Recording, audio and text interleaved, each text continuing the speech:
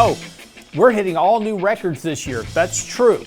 The markets are hitting brand new records this year because it's hitting a level that previously marked the peak of the market. In this case, it was 2022, and you had a 20% decline. So don't forget why when we start talking about records, that records are records for a reason. Now, speaking of that, here's what you need to know before the bell this morning. So, as we talked about in this past weekend's newsletter, the seasonal buy signal was triggered and typically suggests that markets will be higher over the course of the next 6 months. That's the seasonally strong period of the year. However, such does not mean that, as I said, you cannot have a correction along the way. And having a correction along the way should be expected. And there's a few things for that. First of all, the markets are now up 6 weeks in a row. Now, if we're up again this week for the 7th week, that's getting to be a fairly long stretch. But this is a weekly chart of the S&P 500 that I'm showing you this morning. So if you're driving in your car right now, don't try to look at your phone. I'll explain it to you. The markets right now have had 6 positive weeks in a row. That's a very long stretch by historical standards. We have done 7 weeks before. We have done 8 weeks before. But you're eventually going to get a week or two where the market's correct. And sometimes those corrections are a little bit deeper than others. But you're going to get a period where the market kind of slows down here a bit, simply because you just had so many people chasing equities right now heading into the election. And particularly in areas of the market that tends to favor a more positive outcome. Also, we're on a weekly buy signal. So again, that's the seasonal buy signal. But markets are very, very overbought on multiple levels. So again, expect a correction here. So again, just because the seasonal buy signal is triggered, don't go running into the markets right now to buy stuff. Wait for a little bit of a pullback. Now, pullbacks will be contained. They'll be fairly shallow, most likely.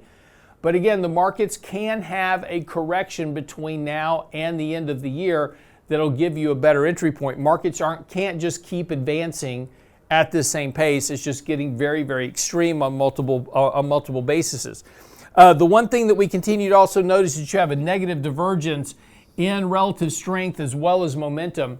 So again, that's also another sign that while the market has been rallying nicely here over the last several weeks, really the last 2 months, that relative strength and momentum behind that rally is beginning to weaken, which is also kind of the precursor for a bit of a correction in the markets. Again, doesn't mean a major correction of any sort, but does suggest that some type of pullback is going to be necessary. And again, at this point, you could probably look for a pullback to either the 20-day moving average, which right now is around 57.40, or you take a look for a pullback really to about 56.30 on the S&P. So again, it could be a little bit, 3 to 4% correction could happen very quickly. Could be an event post-election, could be disappointment by the Fed, it could be some economic report, whatever it is. But something could happen that could lead to a little bit of a sell-off in the market. So don't be surprised when that happens. Again, this is why, even though we have a seasonal buy signal in place, the markets are doing well, nothing to worry about right now between now and year end. A bit of a correction will give you a better entry point. And as we noted in this past weekend's newsletter, there's 3 reasons why this market likely rallied to year end. One of that, the number one, is stock buybacks. That window opens at the end of the month. That's going to be $6 billion a day in buying. Still doesn't mean markets can't sell off a little bit, but again, a big support. So any potential sell-off will be bought between now and the end of the year. Performance of managers. There's a lot of managers behind on performance this year. They're going to have to allocate money to the markets to try to play catch up in performance.